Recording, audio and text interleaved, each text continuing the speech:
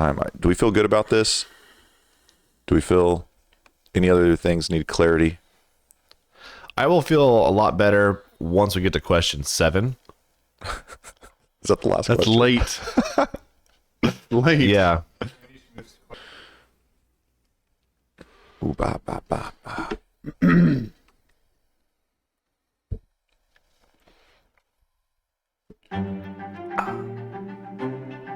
All right, here we go.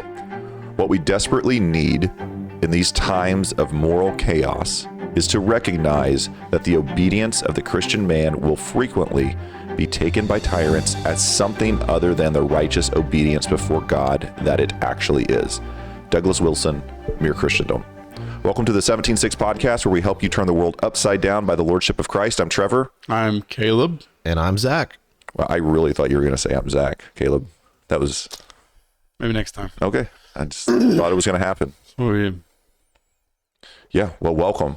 This is, I don't know what episode this is, but, you know, we're talking about a topic that hopefully gets a lot of people, you know, informed. Because I think the topic, this idea of something called Christian nationalism is, you know, rolled around a lot and people have the wrong idea. So I'm excited to talk about It it. shouldn't be too controversial. I hope not. This will be one of the more simple episodes. Yeah. Definitely simple. Yeah. This is episode 23. Good. I'm glad you knew that. I didn't. No. I knew it wasn't 20 because I was excited for 20 and then I missed it. Yeah. And it was not 21 because we already had our pizza party. We had our pizza party. All right. Our producer didn't get a pizza. Oh, you were not invited. Oh, Man. that's awkward. It was more of a hypothetical pizza party. Yeah. An ironic pizza party. There was no pizza. That's why it was ironic. I was promised pizza. I want pizza. Oh, There was coffee. At least you had have coffee this morning. That was nice of somebody to make it for you yeah. and then get it for you. His coffee cup says, "You just got lit up." LITT.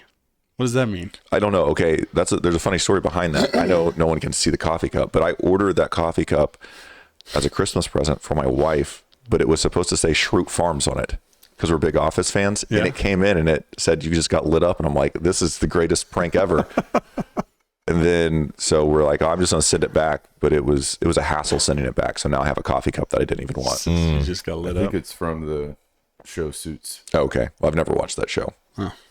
Hopefully that phrase wasn't trademarked or copywritten. I don't see a TM from Okay. here. We're in trouble now. Yeah. So that's the story behind that coffee cup. Yeah. Yeah. All right. So Christian nationalism. So usually, real quick, I do tell the joke in the mornings, but this morning I didn't prepare a joke. I have something maybe a little more serious. Oh, gosh. What? It's more serious to talk about. So I guess it's a story about what happened to me the other day. I was driving home from work, and I was driving under this bridge, and this dude a vandal dropped a bowling ball with a rope tied around it, and it hit my truck. And I guess the rope was like wrapped around his arm somehow, and it like yanked his arm clean off. You're laughing, but this is not. That's a horrible thing. It's a Trevor. horrible thing, Trevor. Oh, It was yeah. very traumatic for Okay. me. But For him. Huh? And for him. And for him, yeah, his arm got ripped off. But I think it's a crazy story, right? I know you probably don't believe me, but the craziest part about it is that the police charged me with armed robbery. Good job. That was good. It took a lot of setup, Yeah. but it was good. Yeah. Did Trevor break? No, I laughed in the Broke the middle. entire beforehand. I laughed in the middle because he said this guy dropped this thing off a bridge, and I had different ideas what's being dropped off the bridge rather than a bowling ball. Oh, You think he jumped off a bridge? No, What? you just dumped something off a bridge. Oh, no. Didn't I say a bowling ball? No, route? you did. You Oh, okay. did. But when he said I was going down the road, this vandal dumped something off the bridge. It's like, the story just got kind of stinky. It was a bowling ball Yeah. with a rope wrapped around it. Yeah. Armed robbery. Armed robbery. It's good. It was good. Moving right along. We'll see what our audience says, what the feedback is. Yeah. Well, story form jokes. I do like those. I thought about that one for a while. Thought about my delivery on it. Good job. I smiled too much. Yeah. Anyways, I was approached in Walmart the other day by someone saying that we are famous. Famous where? We have a podcast. Oh, we do. So we're TV movie stars. Did they say anything about your jokes? Ouch. Ouch. No, they didn't say anything about my jokes, Okay. but that hurts. Oh. It could have been a positive thing. You didn't have to take it negatively. What, you saying that they didn't say anything about my jokes? I just asked if they said anything. No, they didn't say anything. Okay. But a lot of people do.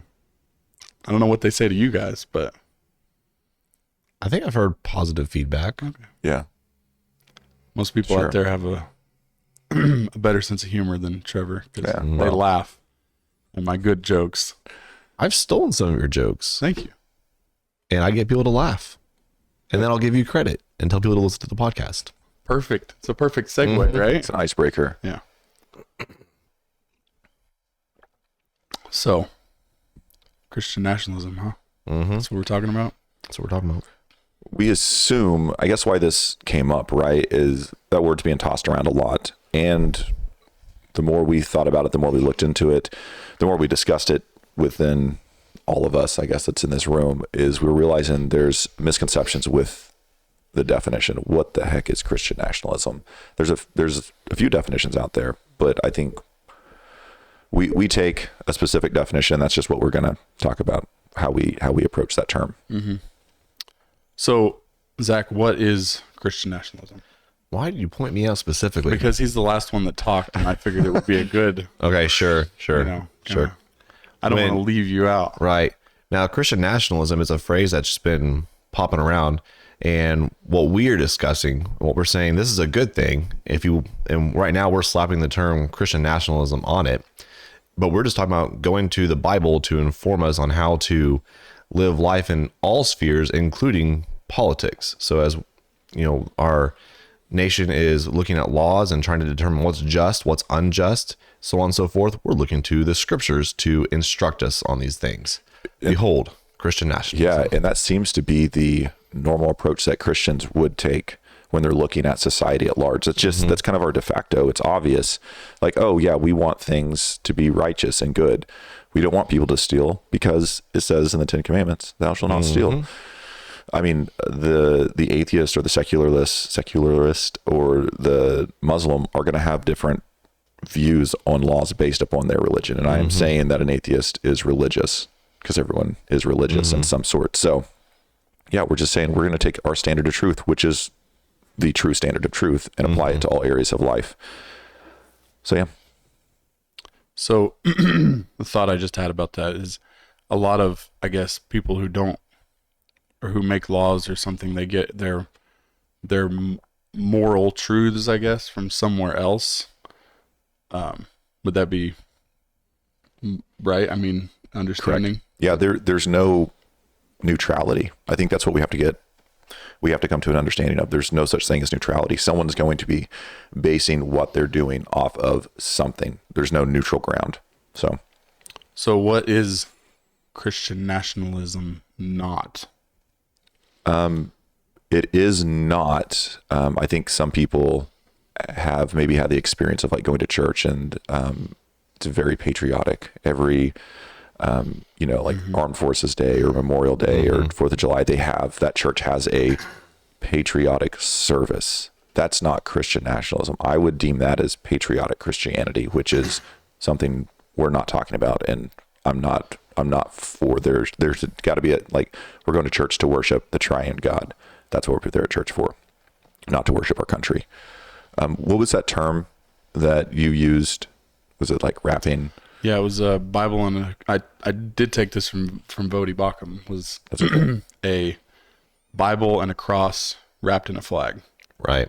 That's a really good visual, and that's not what we're talking about, and that's not Right. what Christian nationalism is. Because there are some churches that get they're more emotionally moved by the national anthem than they are by Amazing Grace. Right. And we're not identifying with those people. Exactly. And people could call that in certain circles or sects Christian nationalism. That could be defined as Christian, like was it General Flynn and Marjorie Taylor Greene? I think that would be the patriotic Christianity sect. Those are like politicians that are coming on the scene talking about these things and trying to tie Christianity to it. And really, it's more patriotic than anything else. We're not wanting to sprinkle Jesus in our politics. We're wanting to be utterly driven by Christ. Yes, that is exactly.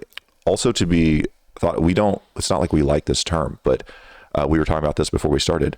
Most terms that are given to us are like ill terms, right? Christian is not something that Christians picked out. Right. It was given to them by the opposition. Same way with Puritans.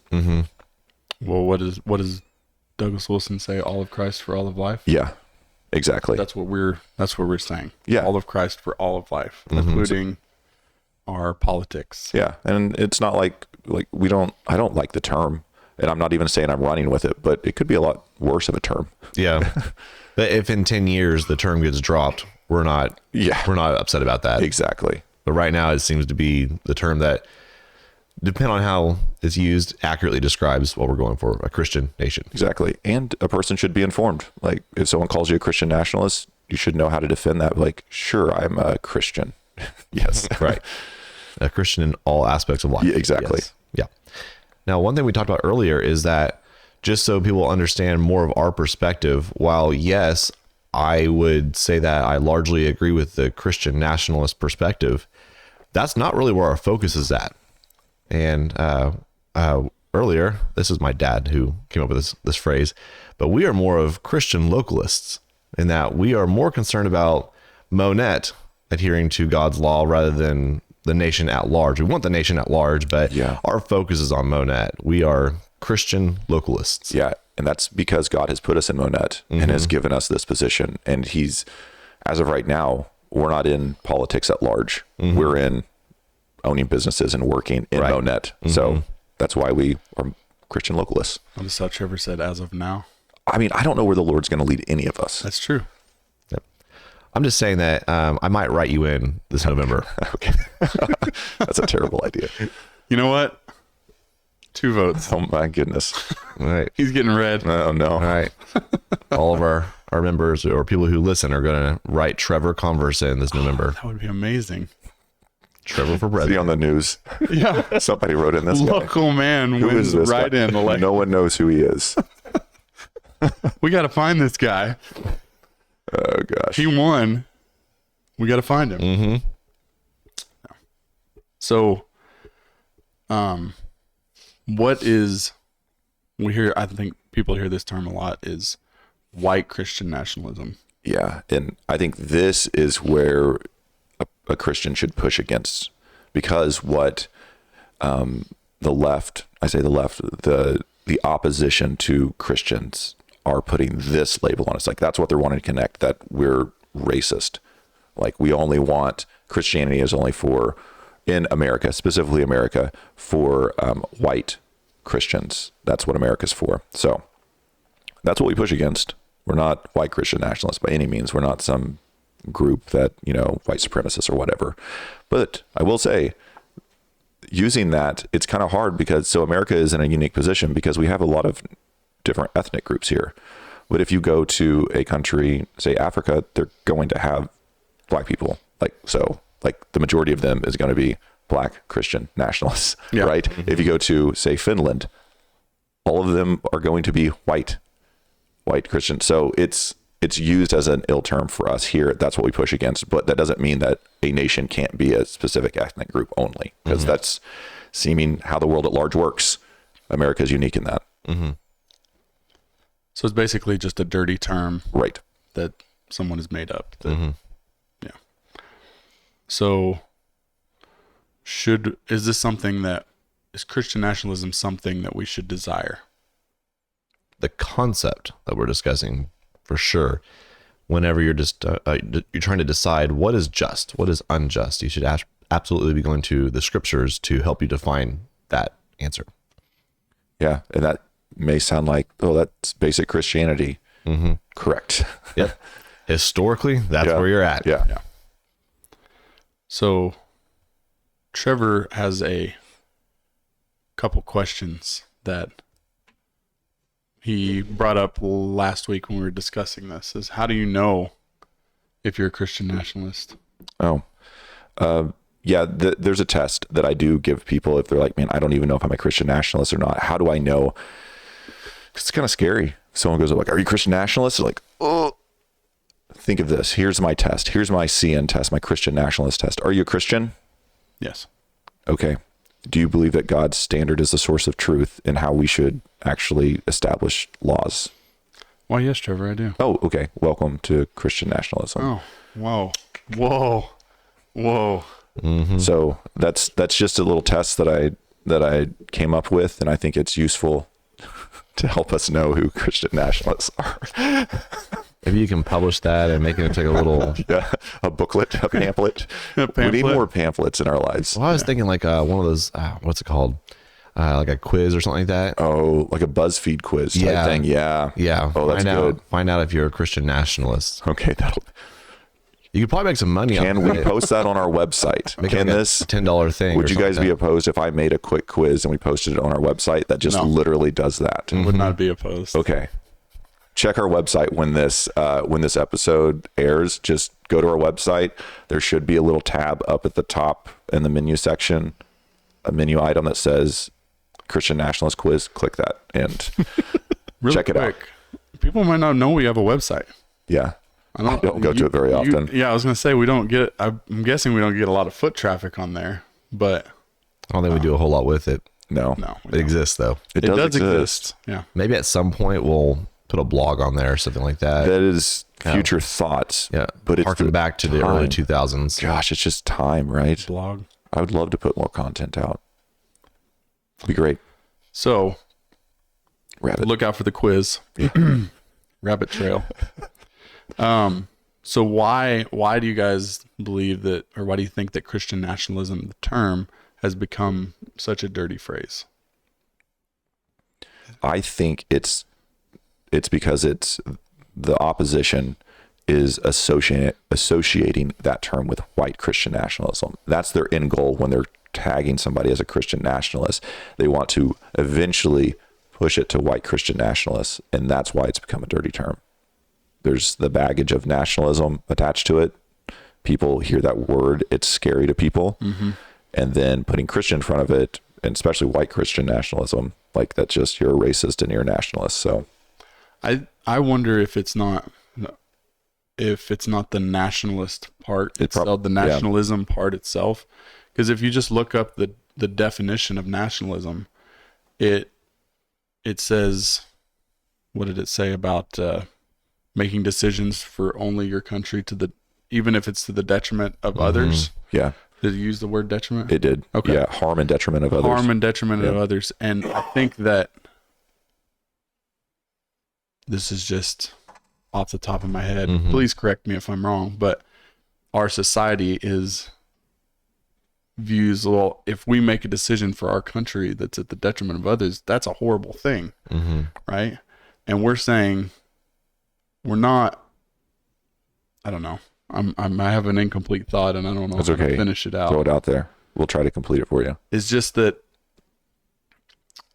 I don't know. I don't know where I was going. Yeah. I think, so I don't know how to complete the thought exactly, but you're talking about to the detriment of others, and that's the hang up right there. That's the hang up. Yeah. Is the detriment part. Yeah. So, I mean, I don't know. I think that may have been the complete thought. I don't know. I think you're right. Sorry again. No, that was great. Thanks. I killed the momentum there. I really appreciate it. But I think also there's a lot of pushback on the Christian nationalism. I'm thinking from the perspective of other Christians though? Why would other Christians be pushing back against Christian nationalism? Because I have a strong feeling most of our audience is, mostly Right. Christian. Yeah. So why would some Christians have pushed back against Christian nationalism? Trevor, do you have any thoughts? They may not view, they may truly think that God's law has no place in government. That's the first thing that comes to my mind. Maybe that's not what you're thinking of, but they take this idea of separation of church and state, meaning you can't be a Christian man with Christian values in government. So this idea of Christian nationalism, that's scary stuff. We don't want that. Or they possibly go to the extremes of biblical law, right? Meaning Deuteronomy. I want you to talk to that because you're the one that pointed it out, and I don't want to steal your thunder. Yeah, well, I don't have all these references memorized off the top of my head, so this is gonna be kind of just people got to go do their fact checking and all that Right. stuff. But stuff like stoning adulterers. Yeah. If we're going to be Christian nationalists, do we go to Deuteronomy to figure out how to do law, and then do we implement laws like that? And I think a lot of the Christians who oppose Christian nationalism are afraid of us doing that. That's true.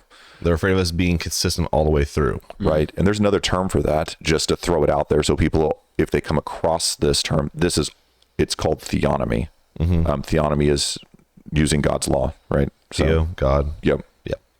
So I just wanted to throw that other theological term out there. Yeah. So I think they're just concerned about being consistent, or alternatively, they're concerned about it being abused. If the government has that kind of power to legislate religion or something like that, then how could it go poorly? Boy, I wish we had a really good example in today's world of how when government abuses religion. Oh yeah, we see that today. We have blasphemy laws today. It's just not against the God of the Bible. It's just against the God of the age, which has to do with some letters LGBTQ, and there's some pluses and stuff. So Right. yeah. So welcome to the government abusing religion. Right. So I think that'd be some of the concerns within Christians. Yeah. Those are valid though. I mean, as we are approaching, if the Lord allows that to happen, that the standard of our laws being passed is using God's law to instruct us, there has to be that caution of taking it to the extreme. Like, is that really the principle that God is showing us in his law? Like that's valid. I get that. But that also, all those things don't happen overnight. This is it's going to take time for these things to come into place. So, Yeah. So, do we want to go back around to the overly patriotic? We kind of touched on that a little bit earlier. yeah, we can if you want to. That sounds good to me. Okay. So what would overly patriotic churches fall into the category? So I think being Christian now? I think they could fall into the category of Christian nationalism if that's how that person is defining it. But as we're defining it in the way that we are trying to go forward with this and just explain it, that's not our definition of it. So yes, if that's how you define it. I know but this word has a lot of meanings to it, I think. Does, yeah. Yeah. I think, from an outside perspective, those people might look similar to what we are advocating. But I think when it came down to it and we were trying to link arms with those people, there'd be a lot of disagreement because Absolutely. our methodologies could be different. Even a lot of our conclusions are going to be different just because we're operating off of a different set of principles. So, in the nitty gritty, in the trenches, it's not going to be a good team. Yeah, we're very serious about our faith, the scriptures, our Christian faith, informing the way that we're acting, informing the way that we see government ran and laws enacted. To me, it's kind of the other way around, or equal. The nation is more informing the way it's patriotism, I guess. So I think a lot of those churches would say, well, we're not being patriotic enough, or their view on it is, well, the reason we're doing this is because we love our country and we don't want to see it, turned into this horrible, horrible place. We want Christian values and Christian laws and all this. But I wonder if they don't maybe take it a little over the top with bringing the patriotism into church, right? Mm-hmm. That's how I would view it. Absolutely. And the question of like, maybe we're not patriotic enough. I mean, I just want to honor the Lord in all that I do, especially as his people come together on Sunday and worship him. Like, that's to him, not to the nation. So I see my view on that. Like when I look at it, it seems a bit idolatrous having the nation up on the same height as the triune God that we worship. So that's where I would say, not really. I disagree with you because it just looks idolatrous, and they probably don't mean that. Maybe they just haven't thought or heard that opinion before or heard that viewpoint before. Yeah. So May have not thought through it all the way. yeah, exactly. So do passages like Psalm 2 tell us that Christian nationalism should be the goal? This is a really good question. What's the biblical foundation for Christian nationalism? This is it. So This is it. This is the fun part. yeah, I'll let you jump in there. All right. So is Christian nationalism biblical? Should we be looking to the Bible to instruct our laws? Answer from the Bible, yes. Psalm 2 is a cornerstone passage for the New Testament authors, quote it all the time. And it's going to really instruct us on this question because Psalm 2 is essentially a conversation. It's a conversation between the pagan nations, between God and his Christ. And it starts off by saying, why do the nations rage and the peoples plot in vain? The kings of the earth, they set themselves against Yahweh and against his anointed. So they're pushing back against him. And it says why they think that, because they then are able to say something and they say, let us burst their bonds apart. So they view Yahweh and his Christ as restraining them. They're bound, they're tied up. And the reason for that is because they view his laws as restraining rather than being the means of justice and how to create a just society. They're just saying, I want more freedom than this. I want more liberty than this. So that's their pushback against that. But you see later in the Psalm that God is not concerned about this because he's put his Christ, he's given a king who's going to rule over these nations. And what it says is God says to the king, hey, if you ask of me, I will give the nations as your heritage and the ends of the earth as your possession. So the nations are going to actually belong to the king. And that's where the end of the Psalm, it shifts gears and it then starts speaking to the kings of the earth and saying, hey, you need to serve Yahweh with fear. You need to kiss the Son, honor him. You need to show him respect. He is now actually in authority over you. So that's the pagan nations now belong to this Christ. So that's the first point in our biblical support for Christian nationalism, is that America actually, the United States of America actually belongs to Christ. Yeah. Because when he died on the cross, he actually purchased the United States of America. And that doesn't mean that the U.S. is special, though, because some people are like, oh, America is similar to Old Testament Israel. No, we're saying it's one of many nations that Christ is ruling over. Good clarification. Yeah, Canada rightfully belongs to Christ. Yeah. And so does Mexico. Yeah, exactly. Right. Psalm 110, I think, gives a little more clarity on that. It's another one of those passages that gets quoted in the New Testament all the time. Psalm 110 verse 1. I can't remember off the top of my head if it's the number one most quoted verse in the New Testament, but I think it is. I really thought it was. Yeah. So the New Testament quoting the Old Testament, this is what it quotes the most. Yeah. But Yahweh says to my Lord, so that's in reference to Christ, sit at my right hand until I make your enemies your footstool. Right there, you're seeing kind of the timing of how that Psalm 2 stuff is going to work out, right? So Christ is at Yahweh's right hand, which would be in heaven, and he's there until his enemies, those pagan nations, are made a footstool. It says that Yahweh sends forth from Zion your mighty scepter, so your rule, the Christ's rule in the midst of your enemies. Now that's important right there, because that means that this rule is simultaneous with his enemies still being around. It's a really good The point. pagan nations are still around, and his rule is going from Zion, so from Jerusalem, to the pagan nations. That's what's going on. I think of like Isaiah 9, the increase of his government, right? Yeah.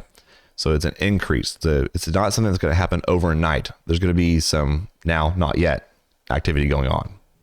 Exactly. I think one of the terms that has been stolen from us that we need to reclaim, but we essentially believe in a progressive kingdom, not progressing away from the scriptures, but the scriptures are progressing and progressively transforming Yes. the pagan nations. Yes. So then this brings up the question. This is great. Yahweh, God, is going to set a king, someone who's anointed, a Christ, and he's going to rule in the midst of his enemies. But has that even happened yet? And if the Christ has come, which we believe that is Jesus, is that authority actually given to him? Like, is he really ruling right now? Here's a pivotal point, in my opinion. Yeah. So we can move to, the Great Commission is a really well-known passage by Christians. And the way that it's oftentimes quoted is, go and make disciples of all nations, baptizing them in the name of the Father, the Son, and the Holy Spirit. Now, what I just did is skip over an incredibly important word. I skipped over a key word. It's not go make disciples of all nations. It's go, therefore, and make disciples of all nations. And basic rule of Bible interpretation is when you see a therefore, you got to find out what it's there for, right? So what's the verse that comes right before the therefore? And that verse is, all authority in heaven and on earth has been given to me. Go, therefore. So based on that authority, based on the fact that all the world and the heavens, that they belong to Christ, go make disciples of all nations. So we see that then at Psalm 2, ask of me and I'll give you into the world your inheritance. That's coming fulfilled. That we see that fulfilled when Christ says that in Matthew 28. Okay, just wanted to. So Psalm 2 being fulfilled, right?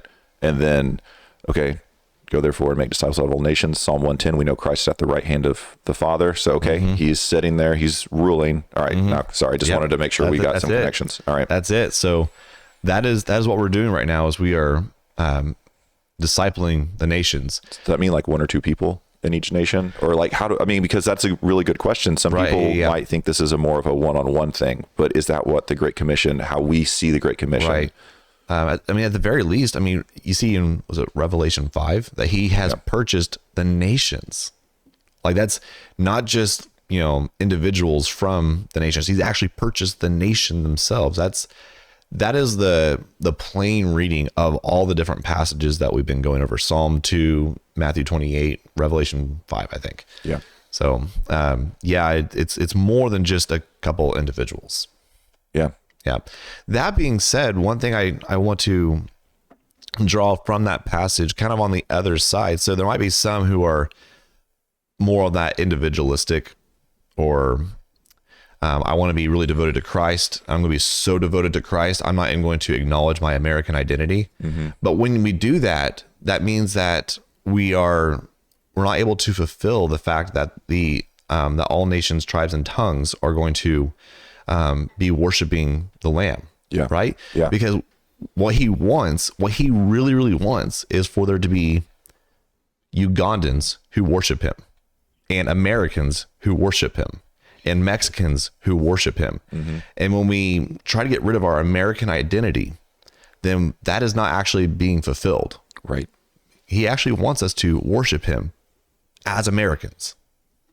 So we shouldn't feel like we're ashamed of the fact that we belong to this nation. Yeah, our allegiance is primarily to Christ, for sure. Right. But we also have an American identity, and he rejoices in the fact that we are worshiping him in that American identity. Yeah.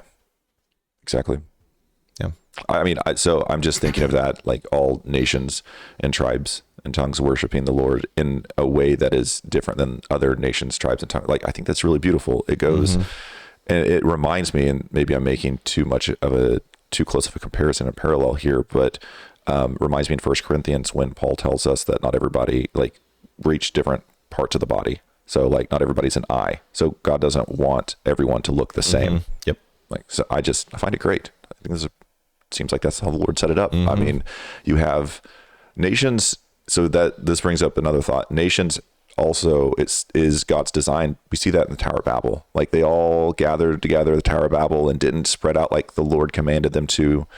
And they built this tower, and he's like, okay, well, if you didn't listen to me and like spread out and go and populate the world, then I'm just going to do that for you. And I'm going to divide you by tongue. So, Right. So it seems like, yeah, it's a necessity. Yeah. So I think that's the biblical basis for it. There's going to be some pushback on, oh, what about, that, stoning adulterers example. And my suggestion to those people is, look at the clear teaching of Scripture, and you may be hung up on some of the details on how does that work out? How does that play out? That kind of thing. But you can figure that out as you agree with the big principles. So just allow the Lord to give you revelation on all those little particulars, but don't push back against the mainstream just because there's a few things that hang you up. Does that make sense? Yeah. You said something, I think it was in the Bible or the canon episode of talking about, the Apocrypha and like, should we be concerned with that and all that good jazz and how you view that? You're like, well, you should focus on what we know is actually canon.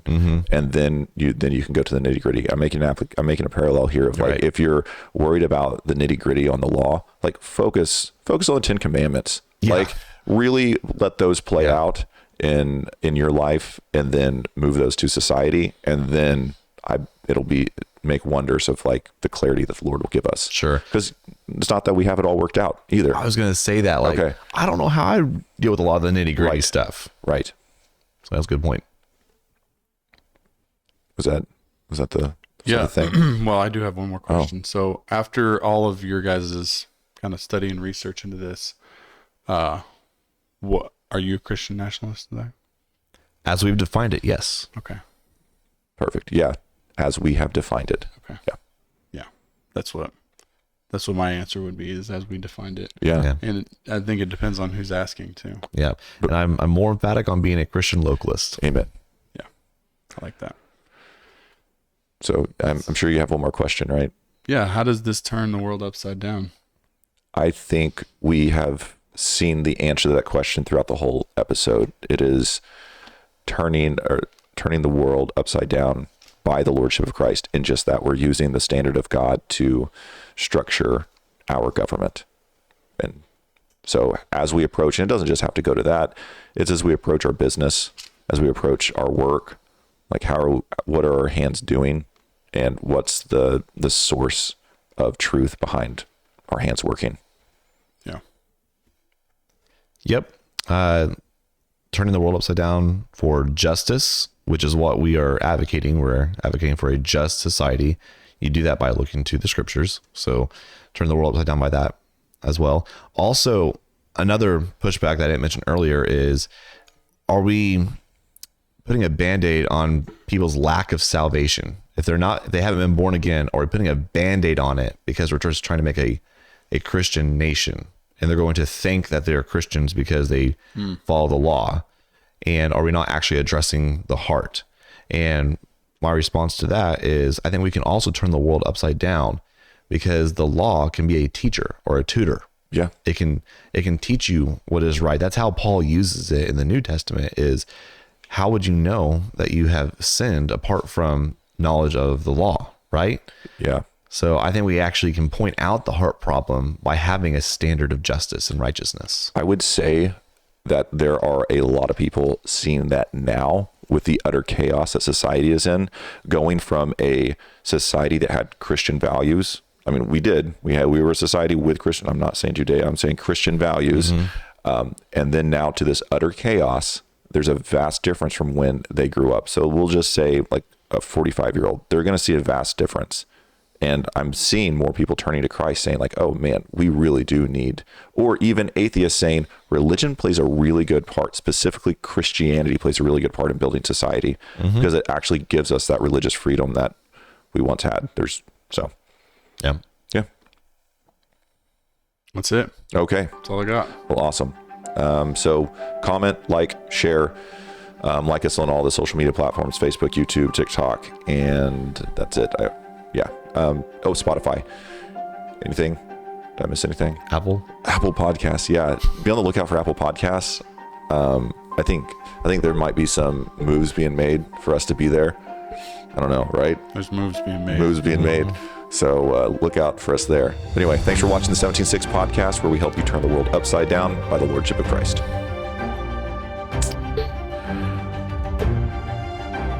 Hey, we did it. We did it. We did it.